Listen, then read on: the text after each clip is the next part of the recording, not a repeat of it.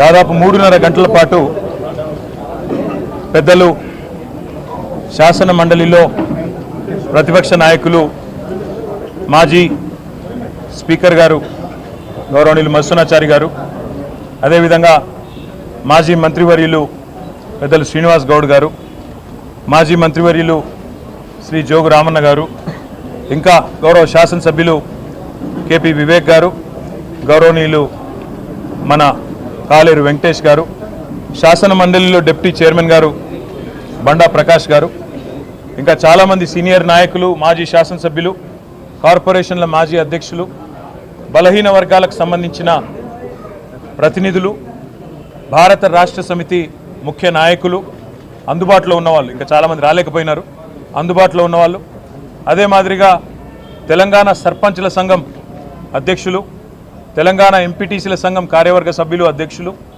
తెలంగాణలోని స్థానిక సంస్థల ప్రజాప్రతినిధుల ఐక్య కార్యాచరణ సమితి నుంచి కూడా ప్రతినిధులు అందరూ కూడా ఈరోజు తెలంగాణ భవన్లో 3.5 గంటల పాటు మాతో కలిసి సమావేశం కావడం జరిగింది.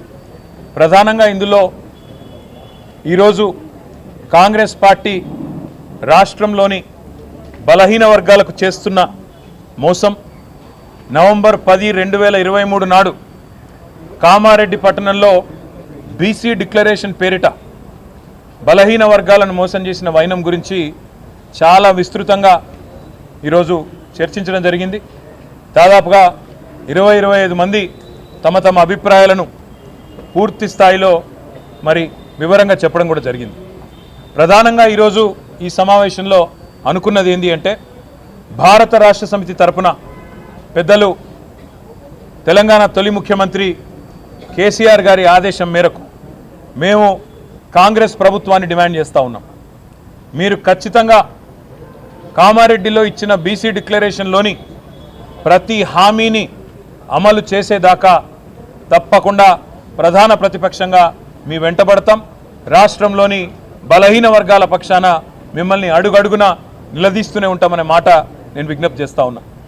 ఇందులో ప్రధానమైనది ఇవాళ రాజ్యాధికారంలో ముఖ్యంగా స్థానిక సంస్థల్లో వాటా పెంచుతామని చెప్పిన మాట, 42% రిజర్వేషన్లు అమలు చేస్తామనే మాట ఏదైతే కాంగ్రెస్ పార్టీ చెప్పిందో, కాంగ్రెస్ పార్టీని మేము ఈరోజు డిమాండ్ చేసేది ఏమంటే, సమగ్ర కులగణన వెంటనే స్టార్ట్ చేయండి, మాటలకే పరిమితం కాకండి. సమగ్ర కులగణన వెంటనే ప్రారంభించి మరి 42% రిజర్వేషన్ల అమలును కూడా చట్టబద్ధం చేయాలని, నవంబర్ 10 లోపల ఈ ప్రక్రియ పూర్తి చేయాలని చెప్పి మేము డిమాండ్ చేస్తూ ఉన్నాం. ఎందుకంటే మాట ఇచ్చి సరిగ్గా నవంబర్ 10కి సంవత్సరం నిండుతుంది కాబట్టి నవంబర్ 10 లోపల ఈ కార్యక్రమాన్ని పూర్తి చేయాలని, ఒకవేళ మీరు చేయని పక్షంలో తప్పకుండా బలహీన వర్గాల బిడ్డల తరపున భారత రాష్ట్ర సమితి మరి పెద్దలు కేసీఆర్ గారితో కూర్చొని మేమందరం కూడా చర్చించి తప్పకుండా ఏ రకంగా ముందుకు పోవాలి, మరి కాంగ్రెస్ కనుక మాట తప్పితే అనే విషయాన్ని కూడా ఆలోచించి ప్రకటిస్తామని చెప్పి కూడా తెలియజేస్తా ఉన్నాం. దాంతోపాటు కాంగ్రెస్ పార్టీ ఆనాడు ఇచ్చిన మాట, 1,00,000 కోట్ల బడ్జెట్ పెడతాం బీసీలకు అని చెప్పిన మాట మొదటి సంవత్సరంలో తప్పారు. కేవలం 8,000 కోట్లకు మాత్రమే పరిమితమైనారు. మేము ఈరోజు డిమాండ్ చేస్తూ ఉన్నాం, మరి రాబోయే ఫిబ్రవరి మార్చిలో పెట్టే బడ్జెట్లో 25 నుంచి 30,000కు తగ్గకుండా బలహీన వర్గాలకు బడ్జెట్ పెట్టాలి. బీసీ సబ్ ప్లాన్ కూడా మీరే మాట ఇచ్చారు. ఎట్లా అయితే ఎస్సీ సబ్ ప్లాన్ ఉన్నదో అట్లాగే బీసీ సబ్ ప్లాన్ కూడా పెడతామన్నారు. తప్పకుండా బీసీ సబ్ ప్లాన్ కూడా పెట్టాలి. అవసరమైతే అక్టోబర్ నవంబర్ సెషన్లో పెట్టాలి, లేదంటే వచ్చే బడ్జెట్ సెషన్లో పెట్టి 25 నుంచి 30,000 కోట్లకు బడ్జెట్ తగ్గకుండా పెట్టాలని చెప్పి కూడా మేము డిమాండ్ చేస్తూ ఉన్నాం. దాంతోపాటు పెద్దలు మధుసూదనాచారి గారి నేతృత్వంలో ఒక బృందం, సీనియర్ నాయకుల బృందం, ఒకటి తమిళనాడులో ఏ రకంగా మరి 68-69% రిజర్వేషన్ అక్కడ అమలు అవుతా ఉన్నది అధ్యయనం చేసి ఈ ప్రభుత్వానికి ఇక్కడ అవసరమైతే కొన్ని సూచనలు చేయడానికి కూడా వెళ్ళాలని చెప్పి కూడా ఒక నిర్ణయం తీసుకున్నాం. దాంతోపాటు బీసీ డిక్లరేషన్లో భాగంగా ఈ కాంగ్రెస్ పార్టీ ఇచ్చిన మరొక మాట, ఎంబీసీలకు కూడా ఒక మంత్రిత్వ శాఖ ఏర్పాటు చేస్తాం, మోస్ట్ బ్యాక్వర్డ్ క్లాసెస్ అని చెప్పారు. కానీ ఇప్పుడు రాష్ట్రంలో ఉన్న 12 మంది, ముఖ్యమంత్రితో కలిపితే ఉన్న 12 మంది మంత్రివర్గ సభ్యుల్లో కేవలం 2 మాత్రమే బీసీ మంత్రులు ఉన్నారు. అందుకే రాష్ట్ర ప్రభుత్వాన్ని డిమాండ్ చేసేది రాబోయే 6 మంత్రులు ఏవైతే ఇంకా మీరు ఏర్పాటు చేయాలో 6 మంత్రులు ఎవరైతే మీరు నింపాలో అందులో తప్పకుండా ఎంబీసీలకు కూడా మీరు ఇచ్చిన మాట ప్రకారం మంత్రిత్వ శాఖ ఏర్పాటు చేయండి.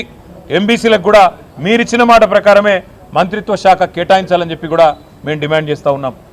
దాంతోపాటు ఈ రాష్ట్రంలోని బలహీన వర్గాల సమస్యలు కూడా విస్తృతంగా మేము చర్చించడం జరిగింది. ఇప్పటికి 22 మంది నేతన్నలు కాంగ్రెస్ ప్రభుత్వం వచ్చిన తర్వాత ఆత్మహత్యలు చేసుకున్నారు. చాలా ఇబ్బందుల్లో ఈరోజు నేతన్నకు చేయూత, చేనేత మిత్ర, అదేవిధంగా బతుకమ్మ చీర, క్రిస్మస్, అదేవిధంగా రంజాన్ మరియు కేసీఆర్ కిట్లలో పెట్టే చీరలన్నీ కూడా గతంలో రాష్ట్రంలోని నేతన్నలకే మా ప్రభుత్వం ఇచ్చేది. ఇవాళ ఆ కార్యక్రమాలన్నింటినీ కూడా ఈ ప్రభుత్వం రద్దు చేసింది. అందువల్ల నేతన్నలు సంక్షోభంలో ఉన్నారు. వారిని వెంటనే ఆదుకోవాలని చెప్పి మేము డిమాండ్ చేస్తూ ఉన్నాం. అదేవిధంగా చేపపిల్లల పంపిణీని గతంలో కేసీఆర్ గారి నాయకత్వంలో రాష్ట్రంలోని మత్స్యకారుల కోసం గంగపుత్రులు కావచ్చు, ముదిరాజులు కావచ్చు, వారి కోసం 30,000 కోట్ల రూపాయల మత్స్య సంపద సృష్టించిన ఘనత కేసీఆర్ గారిది. ఉచితంగా చేపపిల్లల పంపిణీ కార్యక్రమాన్ని చేపట్టి ఇవాళ చేపపిల్లల పంపిణీని కూడా ఈ ప్రభుత్వం చేయలేకపోతున్నది, ఆపేసింది. రాష్ట్రంలోని మత్స్యకారుల పొట్టగొడుతున్నది. గురుకుల పాఠశాలలు 1000 గురుకుల పాఠశాలలు, అందులో బీసీలకు సింహభాగం, ఎస్సీ ఎస్టీ మైనారిటీలకు గురుకుల పాఠశాలలు పెట్టి మేము వారిని కడుపు నిండా భోజనం పెట్టి విదేశీ విద్య లాంటి పథకాలు, మహాత్మా జ్యోతిబా పూలే విదేశీ విద్య లాంటి పథకాలు కూడా తెస్తే ఈ ప్రభుత్వం గురుకుల పాఠశాలల్లో కనీసం సరైన భోజనం కూడా పెట్టని ఒక దురవస్థలోకి పురుగులన్నం పెట్టే పరిస్థితికి తీసుకొచ్చిన వైనాన్ని కూడా సమావేశంలో చర్చించినాం. మేము బృందాలుగా విడిపోయి ఇటు నేతన్నలు కానీ, అటు గురుకులాల్లో సమస్యలు కానీ, ఇటు మత్స్యకారుల సమస్యలు కానీ, బలహీన వర్గాలకు సంబంధించిన బిడ్డల సమస్యలన్నింటినీ కూడా, అవి చేతి వృత్తులు కావచ్చు, ఇతర సమస్యలు కావచ్చు, వాటి విషయంలో కూడా ఇప్పటి నుంచి క్రియాశీలంగా పనిచేయాలనే నిర్ణయాన్ని కూడా తీసుకున్నాం. బృందాలుగా విడిపోయి మేమందరం కూడా సీనియర్ నాయకులం ఎక్కడి వారం అక్కడ క్షేత్రస్థాయిలో విస్తృతమైన పర్యటనలు చేయాలని చెప్పి కూడా నిర్ణయం తీసుకున్నాం. ఈ ప్రభుత్వం మీద ఈ పర్యటనల ద్వారా ఎక్కడికక్కడ సమస్యలను ప్రభుత్వ దృష్టికి తీసుకొస్తూ వారికి ఇచ్చిన మాటలను గుర్తు చేస్తూ, ఎందుకంటే చాలా మాటలు ఇచ్చారు, చెప్తే చాంతాడంతో ఉన్నది లిస్టు. ఆ బీసీ డిక్లరేషన్లోనే దాదాపు 50 నుంచి 70 హామీలు ఉన్నాయి. వాటన్నిటిని కూడా పూర్తి చేసేదాకా, అమలు చేసేదాకా పోరాటం కొనసాగించాలని చెప్పి కూడా నిర్ణయం తీసుకున్నాం. నిర్ద్వందంగా ఈరోజు ఈ సమావేశం నుంచి మేము చెప్తుంది ఒకటే, బీఆర్ఎస్ కదిలింది బీసీల కోసం, బీఆర్ఎస్ కదులుతున్నది బీసీల కోసం. బీసీలకు తప్పకుండా గతంలో సింహభాగం సీట్లు ఇచ్చింది కేసీఆర్ గారే. అసెంబ్లీ ఎన్నికల్లో కాంగ్రెస్ కంటే, బీజేపీ కంటే 2023లో కావచ్చు, 18లో కావచ్చు, 14లో కావచ్చు ఎక్కువ సీట్లు ఇచ్చిందే కేసీఆర్ గారు, బీఆర్ఎస్. పార్లమెంట్లో మొన్న 17 సీట్లకు గాను 6 సీట్లు బీసీలకు ఇచ్చింది బీఆర్ఎస్. కాబట్టి చెప్పడమే కాకుండా మొన్న వచ్చిన ఒక రాజ్యసభ కానీ, గతంలో 4 రాజ్యసభ సభ్యులను చేసింది, పంపింది రాజ్యసభకు బలహీన వర్గాల బిడ్డలను బీఆర్ఎస్. కాబట్టి మేము చెప్పేది ఒకటే, మేము ఆచరణలో కూడా చూపెట్టినాం. కార్పొరేషన్ చైర్మన్లు 50 మందిని నియమిస్తే కేసీఆర్ గారు 27 మంది బీసీ బిడ్డలకు ఇచ్చి గౌరవించింది కేసీఆర్. అందుకే మేము ఆచరణలో చూపెట్టినాం, మాటలకే పరిమితం కాలేదు. ఇంకా చేతి వృత్తులను ఆనాడు బలోపేతం చేసినాం. పిల్లలకు విద్య, అద్భుతమైన విద్య అందించినాం. మీరు విదేశీ విద్యలో కేసీఆర్ గారు 10 లక్షల రూపాయలు మొదలు ఇన్స్టాల్మెంట్ ఇచ్చి పంపిన విద్యార్థులకు కూడా ఇలా 2వ ఇన్స్టాల్మెంట్ కూడా ఈ ప్రభుత్వం విడుదల చేస్తలేదు. అందుకే ఇన్ని రకాల సమస్యలు ఉన్నాయి. కాబట్టే తప్పకుండా భవిష్యత్తులో కొన్ని వర్క్షాపులు కూడా నిర్వహించాలని, అవసరమైతే కొంత పెద్ద ఎత్తున జిల్లాలలో కూడా శిక్షణ కార్యక్రమాలు పెట్టాలని కూడా సూత్రప్రాయంగా అనుకున్నాం. మిగతా విషయాలన్నీ కూడా పెద్దలు కేసీఆర్ గారితో విస్తృతంగా చర్చించి ఈ నాయకులందరం కూడా కేసీఆర్ గారిని కలిసి తప్పకుండా మిగతా కార్యాచరణ కూడా ప్రకటించాలనుకున్నాం. కానీ ఒకటి మాత్రం నిర్ద్వందంగా చెప్తా ఉన్నాం, ఈ రాష్ట్రంలోని బలహీన వర్గాలకు పెద్ద దిక్కుగా కేసీఆర్ గారు ఉంటారు. ఈ ప్రభుత్వం మెడలు వంచి 42% రిజర్వేషన్ అమలు చేసేదాకా తప్పకుండా పోరాడతాం. కేసీఆర్ ఒక్క రోజులో చేసిండు సమగ్ర కుటుంబ సర్వే, ఒకే ఒక్క రోజులో. మరి ఈ ప్రభుత్వానికి చిత్తశుద్ధి ఉంటే ఒక వారం రోజుల్లో సమగ్ర కులగణన చేయొచ్చు, పెద్ద గొప్ప విషయం ఏం కాదు. మేము కూడా సహకరిస్తాం. సమగ్ర కులగణన వెంటనే చేపట్టండి. తప్పకుండా నవంబర్ 10 లోపల స్థానిక సంస్థల్లో మీరు చెప్పినట్టు 42% రిజర్వేషన్ ఇచ్చి తీరాల్సిందే. ఇవ్వకపోతే తప్పకుండా బీసీలు తిరగబడతారు, మీకు వారి సత్తా చూపెడతారనే మాట కూడా తెలియజేస్తూ ఈ సమావేశంలో పాల్గొన్న సీనియర్ నాయకులందరికీ పేరు పేరున హృదయపూర్వకంగా ధన్యవాదాలు తెలియజేస్తూ సహకరించిన పాత్రికేయ మిత్రులకు కూడా హృదయపూర్వకంగా ధన్యవాదాలు. మళ్ళీ ఒక్కసారి మీ అందరికీ నమస్కారం. ఈరోజు సూత్రప్రాయంగా ఒక తొలి దశ కార్యక్రమాలు అనుకున్నాం. అందులో భాగంగా ఇందాక నేను చెప్పినట్టు ఒక బృందం రిజర్వేషన్లు ఎట్లా అమలు చేయొచ్చు చిత్తశుద్ధితో అని అధ్యయనం చేయడానికి మత్స్యనాచారి గారి నేతృత్వంలో తమిళనాడు పోబోతా ఉన్నారు.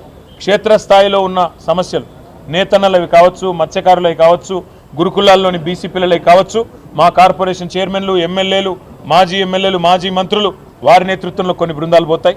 అదేవిధంగా మరికొన్ని బృందాలు మా ప్రభుత్వంలో 10 ఏళ్లలో మేము సాధించిన విజయాలు, బీసీల కోసం చేసిన కార్యక్రమాలు వాటిని అధ్యయనం చేస్తూ కొన్ని సంకలనాలు తీసుకురావడానికి మరొక వర్కింగ్ గ్రూప్ వేసుకున్నాం.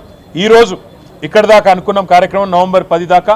నవంబర్ 10 లోపల ప్రభుత్వం దిగి వచ్చి సమగ్ర కులగణన చేసి ఆ రిజర్వేషన్లు అమలు చేయకపోతే మీరన్నట్టు తదుపరి కార్యాచరణ బహిరంగ సభలు పెట్టాలా, ప్రభుత్వం మెడలు పంచడానికి ప్రత్యక్ష పోరాటాలకు దిగాలా, ఆ కార్యక్రమాలన్నీ కూడా పెద్దలు కేసీఆర్ గారితో మాట్లాడి తుది రూపాన్ని మీకు ప్రకటించి మీ అందరి ముందుకు వస్తాం. గాంధీ ఆసుపత్రి విషయంలో